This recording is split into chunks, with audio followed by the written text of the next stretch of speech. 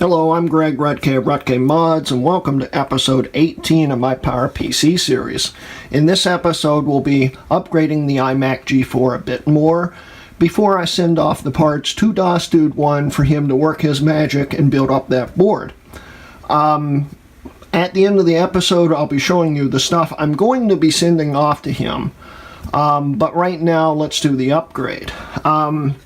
We're going to be upgrading to this SSD right here. It was a special on Newegg.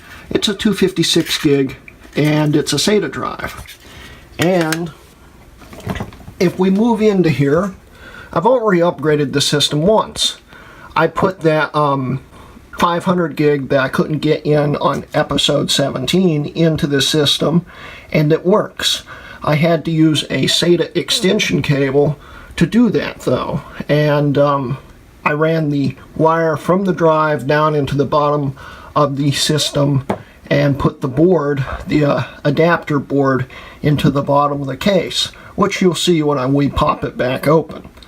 But we'll also notice I'm running at 256 megs of RAM, which is the lowest it's had since I got it.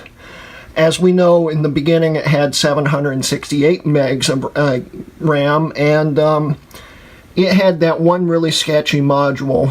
I'll show you a picture because I currently can't figure out where I put it. But it had that sketchy module I'd never seen before. And something wasn't right with it. But before we get into that, the reason why I downgraded it was because it had PC 2700 RAM in it. And this is a PC 2100 DDR system. With PCs, that's fine. It will downclock usually. With Macs, Power Macs, any PowerPC Mac, that's not always the case. They don't like to downclock, and if they do, they don't do it very well for most systems anyway. Some do, especially the later models. This isn't one of them. And I thought that was causing the stability issues. Well, I don't think it was. I think it was that piece of RAM, and I think it may have damaged the bottom slot on this board, which is a good thing that I'm replacing the board. I had problems with it not wanting to boot. It wouldn't let me install any operating systems, and when it did boot, applications would crash out, which is a very common problem with bad RAM. So yeah. Anyway, so we're going to be upgrading the system to the SSD, and before we do that, let's do a quick time test to see how long it takes to boot up. Now, of course, Leopard doesn't let you install with 256 megs of RAM, but it will run with 256 megs of RAM. It's just kind of slow because it's a very heavy operating system, and you need a lot of RAM to run it. So that may bog it down a little bit, but the SSD should speed it up, and we'll see just exactly how quick it goes. So let's go.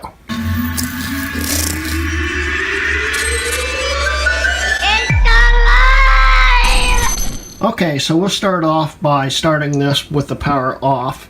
Hopefully it will boot up on the first try. I haven't actually tested it since I took that RAM out, other than to boot it up for the beginning of the video. So hopefully this will work. So this is the hard drive test right now. I'll set down the camera real quick and we'll continue on. So I'll put down the camera and we'll start it up. And here we go.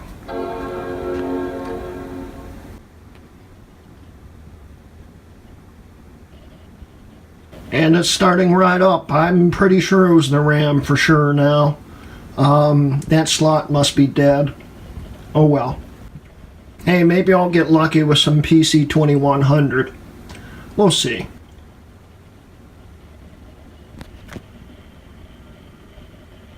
And we are totally booted up around 1 minute and 5 seconds. So let's see if the SSD will actually speed up the system. Okay, so I've now pulled the bottom off, and before I take this part out here, I just want to show you the board here and how I wedged it in there. It was a very, very tight squeeze. It really almost didn't fit, but it did, and it works great. But we're not going to be worrying about that anymore, because now we can put it back in the top of the case, hopefully. We'll see. But anyway, I'm going to disconnect everything, pull this out, and we'll continue. I'm not going to show you guys how to do that again, because, well, if you want to see how an iMac G4 comes apart, you can watch episode 17. So anyway, let's get going. Okay, so here's the hard drive assembly, as we can see here, and how I ran that. Let's take it and figure out how to put the SSD up here. I don't have a tray to convert this, so I'm going to have to probably get a little creative. So let's go. Okay, so here's the old new hard drive and the SSD that's going to be replacing it. Now, the reason why I went with another SATA drive instead of doing some kind of weird conversion, or doing an mSATA with a weird conversion, was because this was on sale, and it fit. It's the size I wanted. It's 256 gig. It should have plenty of room for this system. And so anyway, let's see if we can figure out how to get it onto this bracket. And let's go yay for zip ties and duct tape. This might work. We shall see. It's a little bent, but I think it's going to be fine. I think it's all going to fit. We'll see. And here's the second revision of it. I couldn't get the power cable to reach, although I would have rather had it the other way, because I don't quite know if the short little IDE cable is going to fit. And I do have another one, come to think of it, but I'd rather use that one. I've got one for a PowerMac G5, I think, laying around here somewhere. That may have to be the choice if I can't get this to reconnect, but we'll see. Okay, so here's attempt number 3. I don't like how the original wire was pulling on this, so I did put that G5 cable in, but I may not be using it. We shall see, but as much as I didn't want to do it, I'm going to probably be using this extension cable again and laying that board flat on top of the drive, because it just doesn't want to work. Okay, so this isn't quite as pretty, but it probably will work this time. I couldn't get the adapter to fit properly in there. It's just slightly too wide, and even though I could have probably gotten it to work, it was going to probably end up being a hassle. So I put the original cover back on, and everything's wired through there and coming out the back.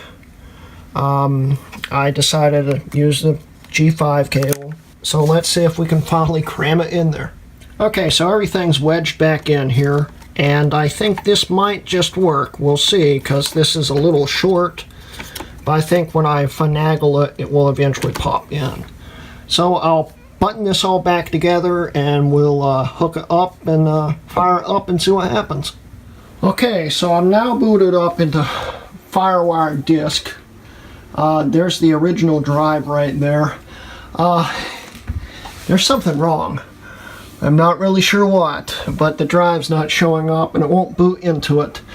This drive's got a direct clone of that drive on it, so it should have instantly booted up. So something's wrong. Something's either disconnected or the adapter got broken somehow. So anyway, this might take a while, and I'm not really sure how long. So yeah. So it didn't take me long to figure out what was wrong with it. Apparently the G5 cable was a little too short at first. So when you clip the case back together and I twisted it together, it unplugged itself. So I replugged the wire in and popped the case back together, making sure it didn't unplug again, and presto, we have the SSD working. The problem is, in the process of doing all this, I realized that the board is actually officially shot. And thank goodness we're replacing that board and upgrading it, because it just doesn't work right. It gives out a lot of problems. It sometimes won't boot at all. And here's a error message that I took right before this boot up.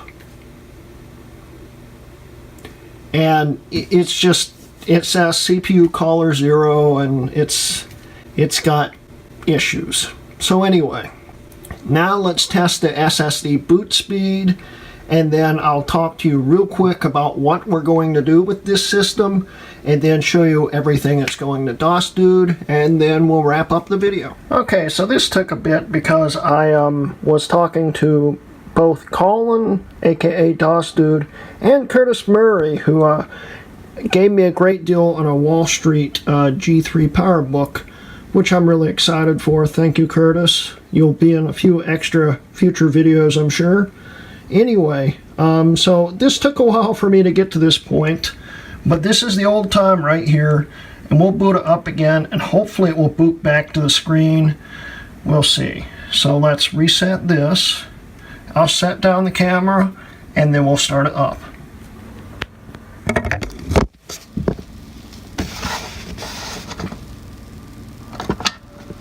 Here we go.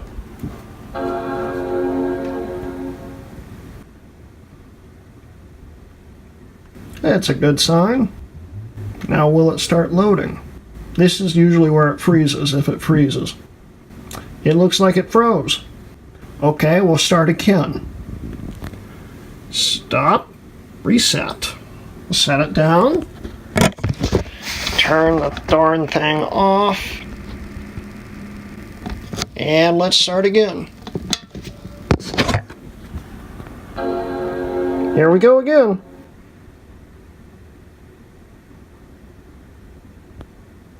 There we go. That's a good sign.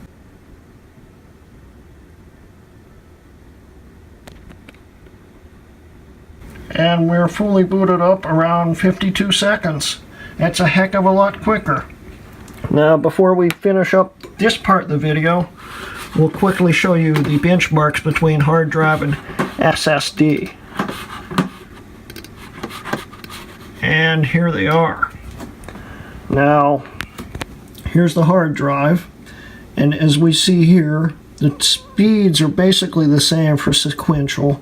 That's just a basic random speed, well, not random, but just a basic read of what the bus would be reading. And then random is the access time on the disk, and that's where we really get the big difference here.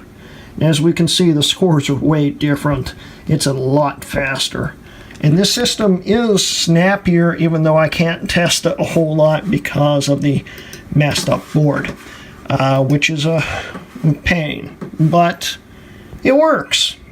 So, what's next for this system, you ask? Well, let's get down here and I'll show you. We're going to first replace the G4 with this right here. This is a 7447A G4, and if you've never seen a G4 off of its card, this is what it looks like, all the balls on it. This is going to be going into that. And these are the same pin compatible, same size as what's in that. That uses a similar to a mobile G4, where the MDDs and other desktop Power Macs apparently use a slightly bigger G4, which I didn't know this, nor did Collin, aka DOS-Dude, know until a few minutes ago when we were messaging about this. This looks similar to what's in the iMac, only it's slightly smaller. This is the 7455, and what's in the iMac is the 7445, which is this size. And as we can see, the 55 is a lot bigger. But rest assured, this will fit on the iMac's board, and we'll definitely be doing updates on that in the future. So anyway, I'll gather up everything that's going to him, and then we'll wrap up the video. Okay, so here's everything that's going to DOS-Dude 1, more or less. Collin's really a great guy, and like I said before, Collin, I'm really excited to work with you. You've become a good friend. Right now, here we have the iMac. I'm not sending the iMac, I'm sending the board out of it. So I've got to take this apart again. But I wanted to show you guys what it would sort of work like before the everything's done. Sending my clamshell off to him for the G4 upgrade. Here is my black book, aka a black MacBook. This is a MacBook 2.1. It's got, I think it's a T7200 Core 2 Duo in it. Of course, that's BGA, aka the chip soldered onto the board. And what we're going to do is experiment and turn a PGA or a pin grid array T7600 into a BGA. I'm sending him a T2300. This is a Core Duo chip along with this, so he can experiment with taking the pins off and trying to get it to stick to a board. Then we've got the G4 that's going into the iMac board that we're trading, and then we've got the parts iBook here. I've got to gather up all the parts to it, try to reassemble it somewhat, and I got to figure out where all the screws are. They're laying all over the place right now. You can see a few right there. But yeah, that's basically it. All this is going off to DOS Dude within the next few days. I was planning on getting it out earlier, but things kept coming up. So yeah. Anyway, so that's the end of episode 18. Once again, thanks to Curtis Murray for that great deal on the Wall Street. Curtis, you're a true good friend. Glad we met. And, you know, we've got future things in store, I'm sure, together. But anyway, thanks, Collin, for doing all this. I'll leave another link up to his channel right here. Go and see his stuff. I'm sure you've seen it before if you watch me. And vice versa. I get suggested a lot in his videos now. So anyway, thank you for watching, and this has been a Rutke Mods video.